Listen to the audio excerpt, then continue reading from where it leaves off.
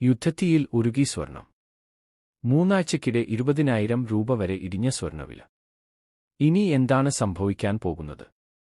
ഇന്ന് മാർച്ച് 23, 2026. കേരളത്തിലെ സ്വർണ്ണ വിപണിയിൽ വലിയ മാറ്റങ്ങളാണ് നടക്കുന്നത്. മാസത്തിന്റെ തുടക്കത്തിൽ മാർച്ച് 1 ഒരു പവന് സ്വർണത്തിന്റെ വില 1,26,920 രൂപയായിരുന്നു. ഇത് ഈ മാസത്തിലെ ഏറ്റവും ഉയർന്ന നിരക്കും കൂടിയാണ്. പക്ഷേ അതിനുശേഷം ദിവസം തോറും വില താഴേക്ക്. ഇന്നത്തെ അവസ്ഥ എന്താണെന്നോ? ഒരു പവൻ സ്വർണം ഇപ്പോൾ 1,07,040 രൂപ മാത്രം. അതുകൊണ്ടു നോക്കുമ്പോൾ വെറും 22 ദിവസത്തിനുള്ളിൽ 19,880 രൂപയുടെ വലിയ ഇടിവ്. ശതമാനത്തിൽ പറയുമ്പോൾ ഏകദേശം 15.7% ഇടിവ്. ഇത് കേട്ട് പലർക്കും ഒരു സംശയം. യുദ്ധകാലത്ത് സ്വർണ്ണവില കൂടേണ്ടതല്ലേ? അതെ.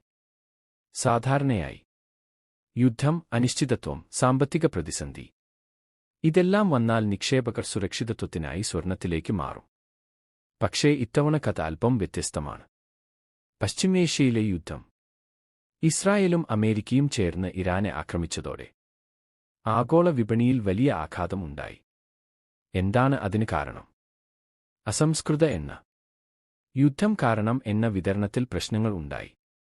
അതോടെ എണ്ണവില കുത്തനെ ഉയർന്നു. ഇതോടെ ലോകവിപണിയിൽ വലിയ മാറ്റങ്ങൾ. നിക്ഷേപകരുടെ ശ്രദ്ധ സ്വർണത്തിൽ നിന്ന് മാറി. അതിന്റെ ഫലമായി സ്വർണ്ണവില കനത്ത ഇടിവ് നേരിട്ടു.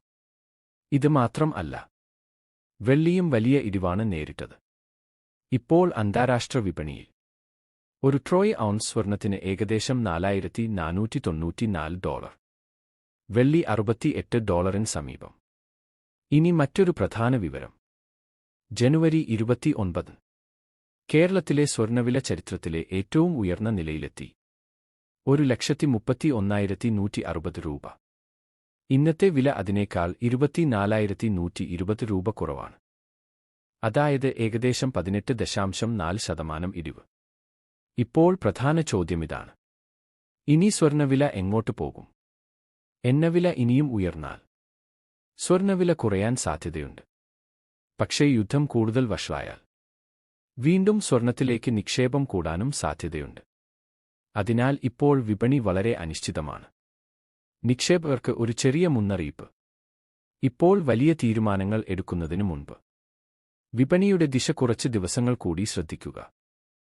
സ്വർണ്ണവില ദിവസേന അറിയാൻ ഞങ്ങളുടെ ചാനൽ സബ്സ്ക്രൈബ് ചെയ്യാൻ മറക്കല്ലേ.